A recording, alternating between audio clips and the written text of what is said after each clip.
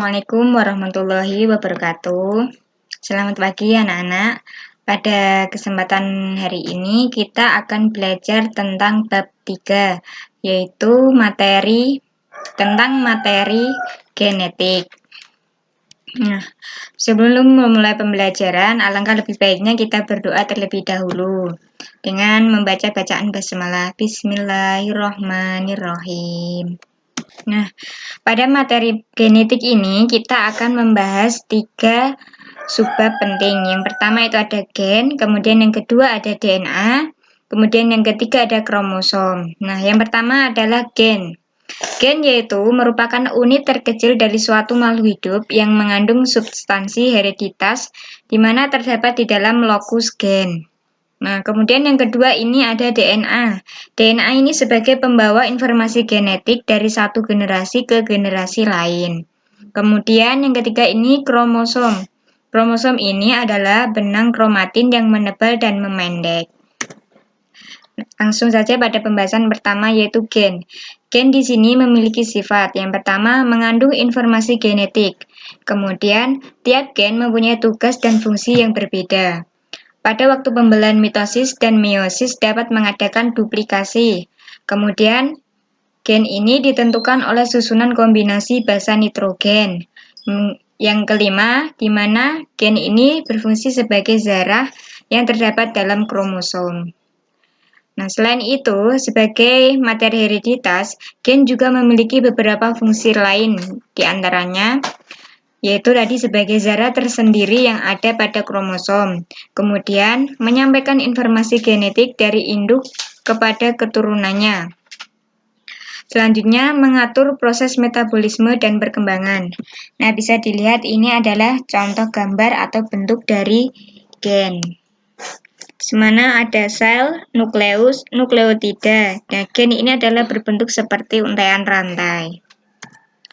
Kemudian yang selanjutnya ini selain itu ada juga DNA atau deoksiribonukleat asid. Kemudian DNA ini berperan sebagai pembawa informasi genetik dari satu generasi ke generasi lain.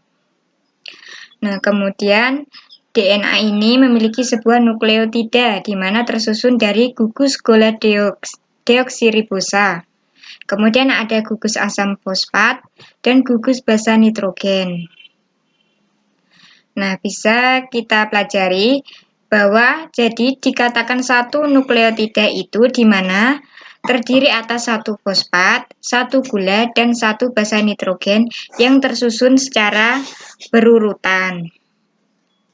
Pada gambar itu bisa kita lihat di mana fosfat itu berbentuk lingkaran, kemudian gula ini berbentuk seperti segitiga dan antara campuran segitiga dan persegi. Kemudian yang basa nitrogen ini berbentuk seperti persegi panjang. Molekul gula ini terikat pada basa nitrogen yang tersusun atas basa purin dan pirimidin. Basa purin ini tersusun atas guanin dan adenin atau dilambangkan dengan G dan A. Sedangkan pirimidin ini terdapat susunan atas timin dan sitosin atau sitosin, di mana dilambangkan dengan huruf T dan C. Kemudian selanjutnya ada RNA, yaitu ribonukleik acid, merupakan polinukleotida, namun ukurannya jauh lebih pendek dari DNA, yang terdiri atas satu rantai atau single helix.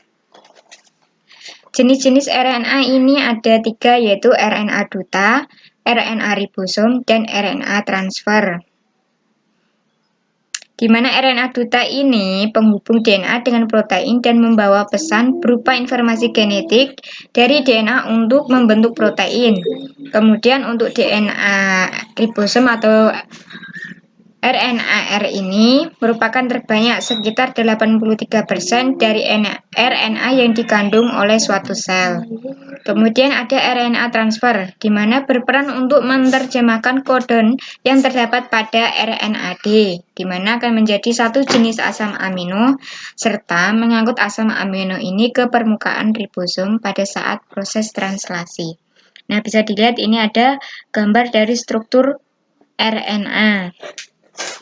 Ini ada RNA transfer, ada RNA ribosom atau ribosomal RNA. Kemudian yang pembahasan yang ketiga ini ada kromosom. Nah, kromosom ini penggolongannya dibagi menjadi dua. Yang pertama berdasarkan jenisnya. Nah, berdasarkan jenisnya ini dibagi menjadi kromosom badan atau autosom dan kromosom kelamin atau kromosom seks, yaitu gonosom. Selanjutnya berdasarkan letak sentromer. Berdasarkan letak sentromer ini dibedakan menjadi 4, di mana ada telosentrik, akrosentrik, submetasentrik, dan metasentrik. Telosentrik ini terletak di ujung kromosom. Bisa dilihat pada gambarnya bahwa telosentrik ini berbentuk seperti huruf I, di mana sentromernya ini terletak pada ujung atas. Kemudian yang kedua ada akrosentrik. Akrosentrik, di mana sentromer terletak di ujung kromosom, di dekat ujung kromosom. Bisa dilihat gambarnya, sentromernya terletak di dekat ujung kromosom. Kemudian ada submetasentrik, di mana sentromer dekat pada salah satu ujung kromosom. Ini berbentuk seperti huruf L. Bisa dilihat ya, submetasentrik ini, sentromernya ini hampir seperti huruf L. Kemudian metasentrik, di mana sentromer ini terletak di tengah-tengah kromosom, sehingga akan membentuk seperti huruf V. Bisa dipahami ya, ini penjelasan tentang materi genetik di mana ada 3, ada gen, DNA, dan juga ada kromosom. Nah, demikian penjelasan materi tersebut. Semoga kalian memahami, kurang lebihnya Ibu mohon maaf. Jika ada yang ingin ditanyakan, bisa ditanyakan di grup WA.